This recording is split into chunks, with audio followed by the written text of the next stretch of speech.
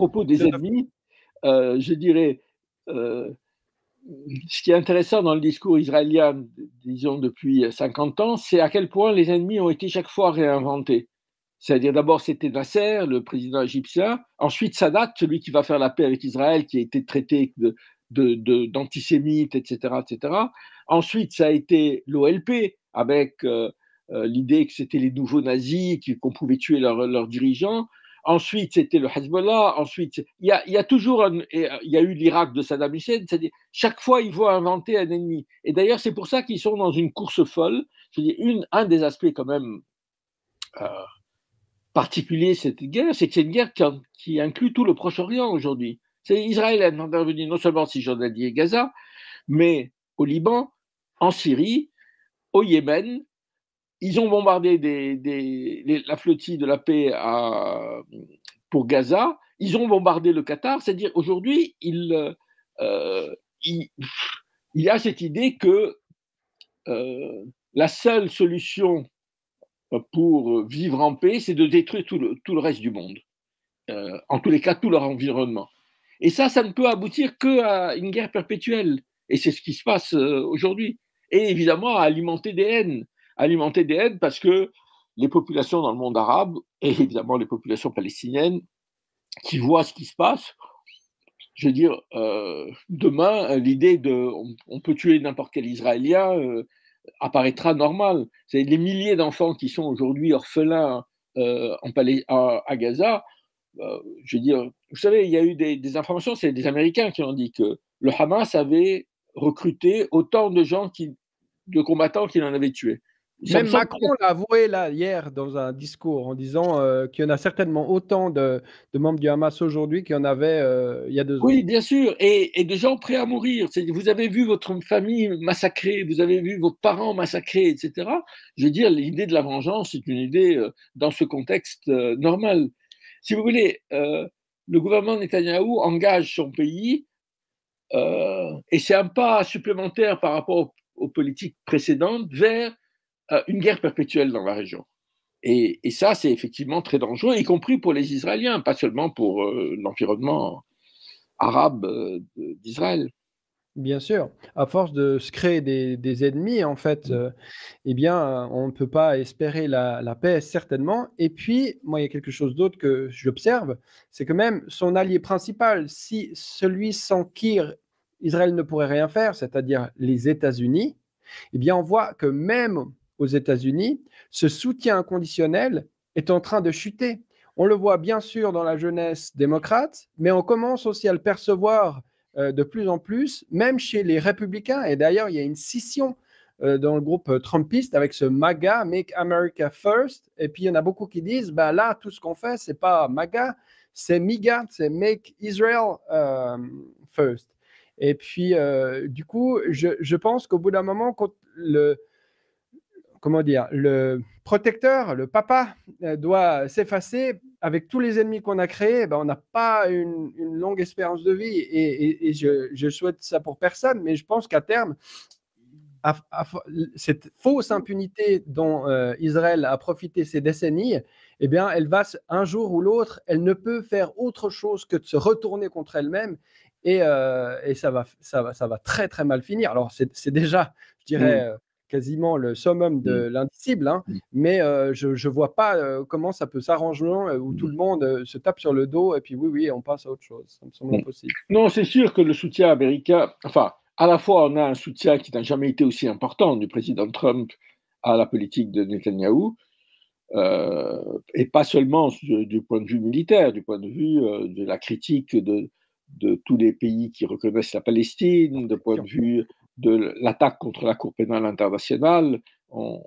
Je lisais ce matin dans la presse américaine que Trump va sans doute prendre des sanctions contre l'ensemble de la Cour pénale internationale pour l'empêcher de fonctionner. Enfin, il y a un engagement affirmé qui n'a jamais existé de manière aussi forte.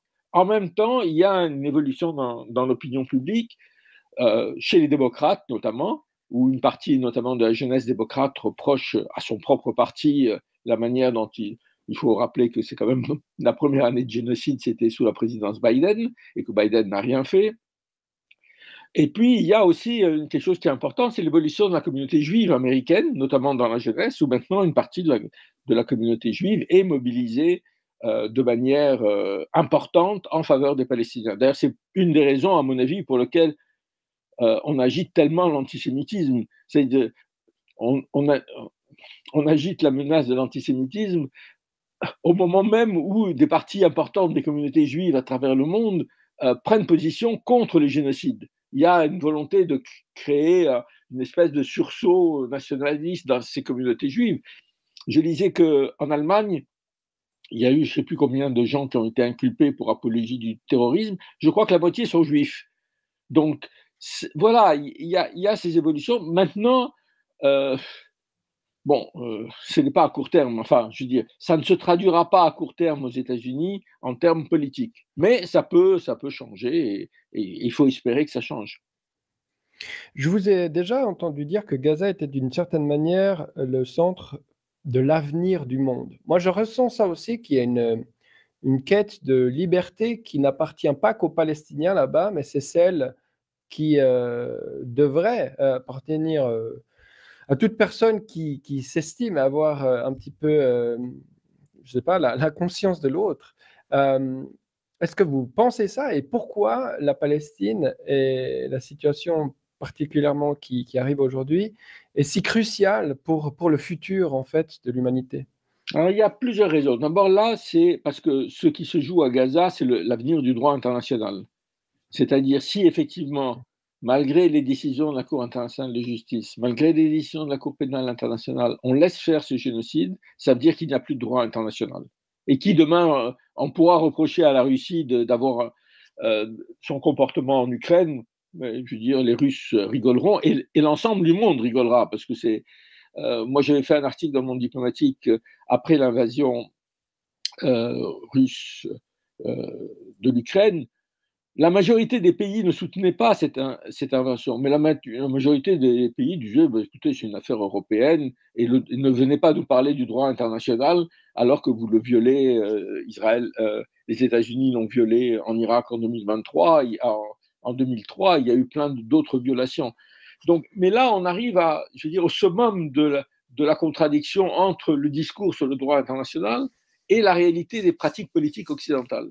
Donc, en ce sens-là, c'est très important. C'est-à-dire, si à l'issue de ce conflit à Gaza, il ne se passe rien, que les génocidaires ne sont pas punis, etc., je pense que demain, si la Chine envahit Taïwan, si un grand pays attaque le voisin, plus personne n'aura la légitimité de les contester ou de les dénoncer. Donc ça, c'est une des choses importantes. L'autre élément important, c'est que, évidemment, ce qui ressort avec la Palestine, c'est aussi le fait que c'est, on peut dire, la dernière colonie. C'est-à-dire le monde du 19e siècle et du 20e siècle a été marqué par la colonisation, puis à partir de la seconde moitié du 20e siècle, la décolonisation.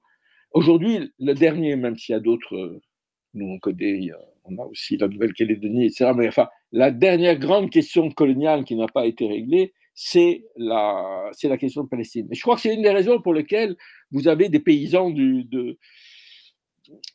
latino-américains, vous avez des manifestations en Afrique, en Asie, ben, tout le monde se sent concerné par ça. C'est-à-dire, c'est effectivement la question de l'héritage, si on peut dire, du colonial. Et puis, une des choses qui me frappe quand même dans ce mouvement de solidarité avec la Palestine, c'est que justement, il se fait au nom du droit international. C'est-à-dire que c'est ça qui le rend si fort. C'est-à-dire que ce que les gens demandent, c'est pas vive la victoire du peuple palestinien ou vive, bon, c'est appliquons le droit international, appliquons les résolutions de l'ONU. Et ça, je crois que c'est une très grande force. Et ça donne une grande légitimité à ce mouvement. Vous êtes expert donc du Moyen-Orient avec ce Média aussi Orient en 21. J'ai l'impression que souvent, un des problèmes qu'on a en Occident, c'est de pouvoir sortir de cette pensée ethnocentriste qui fait voir les Arabes comme voilà, des étrangers alors qu'ils sont chez eux, etc. etc. Comment analyser la réaction des pays musulmans, arabes, environnement de la Palestine par exemple, et puis voilà, qu'est-ce qu'on a du mal enfin moi j'ai du mal à comprendre comment leur réaction, parce que Israël ne s'en cache pas non plus. Il parle du grand Israël, donc ça veut dire que la Syrie, l'Égypte, la Jordanie, le Liban, tout ça, bah, après, ça sera leur tour. Et pourtant, voilà, j'entends un petit peu des mots comme ça qui montent parfois, mais de nouveau, en termes de pratique, de mesures et de politique, j'ai l'impression que tout le monde se couche. Est-ce qu'ils ont peur des États-Unis? Enfin voilà, quelles sont les logiques un peu là derrière qui se cachent?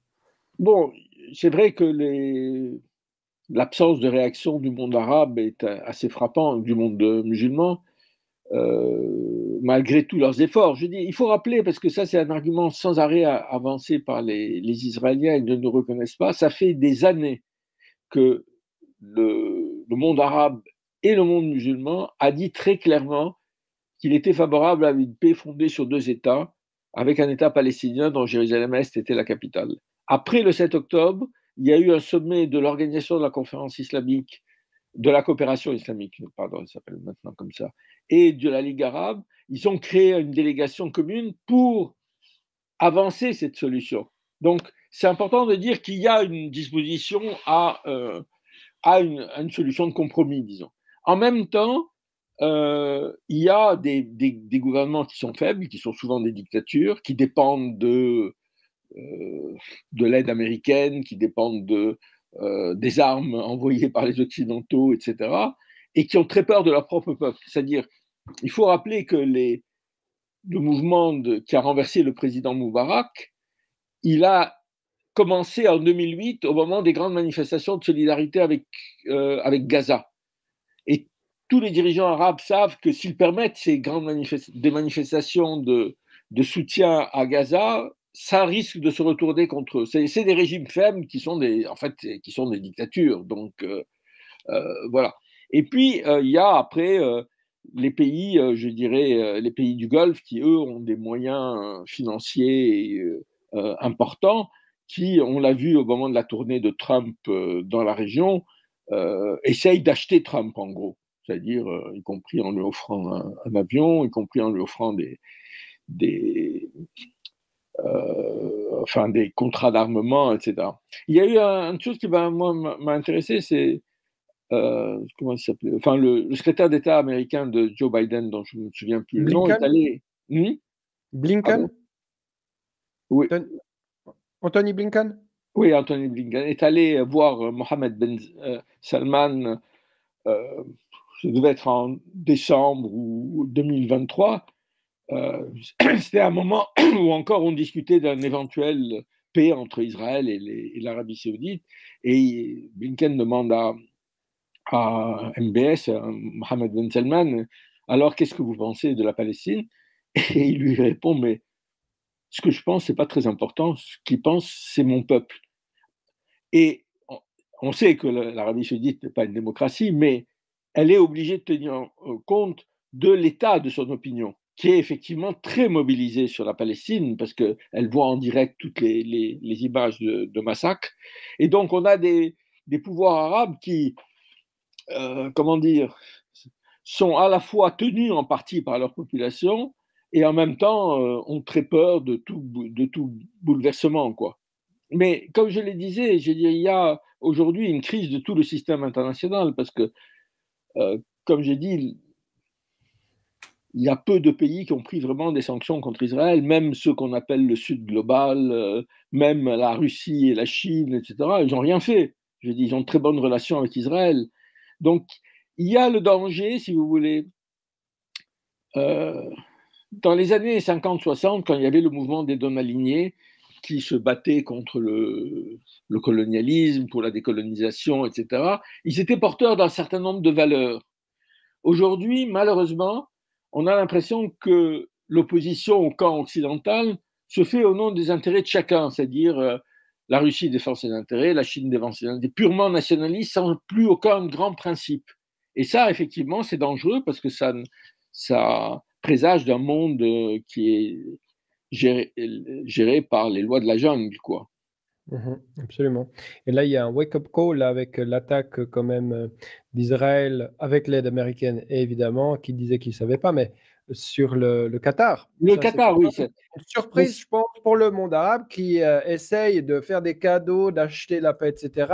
Et qui voit qu'en fin de compte, bien sûr. voilà. Et donc Et ça peut-être a ça eu va. une conséquence directe, c'est l'accord entre le Pakistan et l'Arabie saoudite, un accord de défense mutuelle. Vous savez que le Pakistan est un pays nucléaire, et il y a eu un accord stratégique de défense entre l'Arabie saoudite et le Pakistan. C'est une manière de dire aux Américains qu'il y a des alternatives possibles, des solutions de rechange possibles au parapluie américain, même si, bon, à mon avis, ça ne va pas très loin, mais quand même, c'est-à-dire, si vous voulez, l'attaque contre le Qatar est pour moi le signe que ce gouvernement israélien devient fou. C'est-à-dire qu'il ne prend pas du tout en compte, c'est-à-dire, les gouvernements israéliens successifs ont toujours mis en priorité leurs intérêts nationaux, mais ils tenaient compte plus ou moins des intérêts américains. Là, ils font comme si il n'y avait pas d'intérêt américain, comme si leurs actions ne pesaient pas sur les intérêts américains.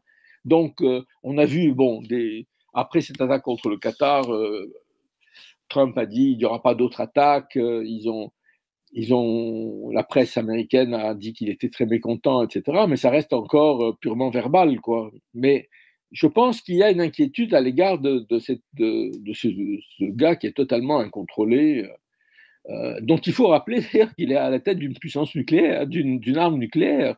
C'est-à-dire, on est vraiment dans une situation, je veux dire, on parle de la folie de Kim Jong-il ou d'autres dirigeants du monde, mais je veux dire, il faudrait s'inquiéter de ce que les Israéliens sont capables de faire avec l'arme atomique. Ce qui peut d'ailleurs en partie expliquer peut-être cette non-action des voisins aussi, hein. L'arme atomique, c'est quand même quelque chose qui est très dissuasif. Je ne sais pas si vous avez entendu parler de l'option Samson. Ouais. Vous avez entendu parler de ça? Alors, voilà, c'est dans la doctrine israélienne. Si un jour son existence est en danger, que ils pourraient se permettre en phase finale avec leur bombe atomique Oui, c'est une chose qui a été discutée notamment au moment de la guerre de 1973 avec l'Égypte. Mais si vous voulez, le problème, c'est que là, on est, je veux dire, la notion de menace, je veux dire, Israël se sent menacé par tout le monde. Donc, je veux dire, ils ont attaqué l'Iran alors qu'il y avait des négociations entre les Américains et l'Iran sur la question du nucléaire. Ils ont poussé les Américains à rompre l'accord qu'ils avaient signé pour le contrôle de l'arme nucléaire. C'est un pays fou, c'est un pays, à un moment, on parlait les Américains dénonçaient les États voyous. Israël est un État voyou aujourd'hui, qui n'est même pas contrôlé par les Américains. C'est même à certains moments, ça échappe au contrôle américain. Il est possible. Alors, voyou, c'est encore gentil. Terroriste, parce qu'on utilise très facilement le terme terroriste pour même des petites factions, puis après on l'établit même à toute une race, en l'occurrence les Arabes. Donc, moi, je pense que là, on peut dire que non seulement c'est un État voyou, mais c'est un État aussi terroriste, puisqu'il utilise clairement des méthodes pour faire peur à tout le monde tout le temps. Et là, même récemment, ils ont dit qu'ils allaient prendre des mesures de rétaliation, je sais pas comment dire en français. Rétorsion. De rétorsion, merci, contre la France, la Grande-Bretagne, parce qu'ils reconnaissaient notamment la Palestine. Enfin, voilà, ils reculent dans rien. Alors, ouais, peut-être.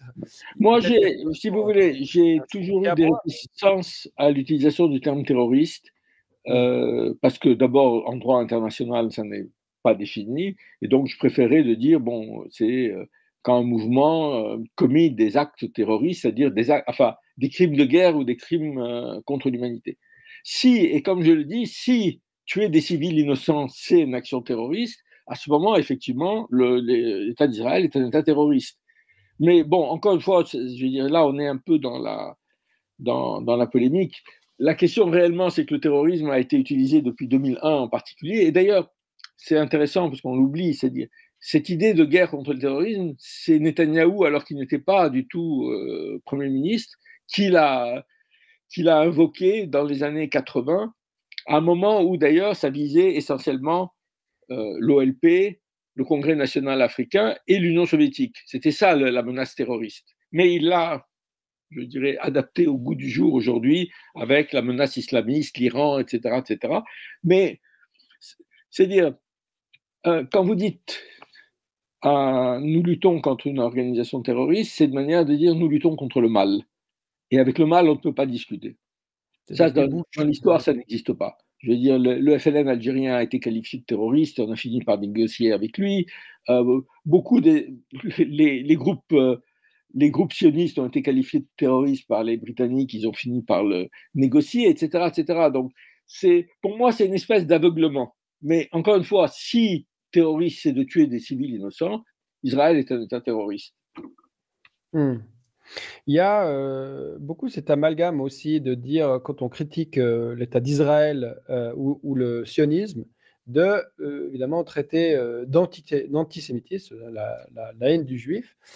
Vous êtes juif, et moi j'ai l'impression que c'est plutôt le contraire, parce que l'État d'Israël vous force à vous affilier avec un État justement qui tue sans vergogne, qui massacre, qui extermine. Je pense que aussi, pour moi, c'est des politiques qui sont dangereuses pour les Juifs dans leur ensemble.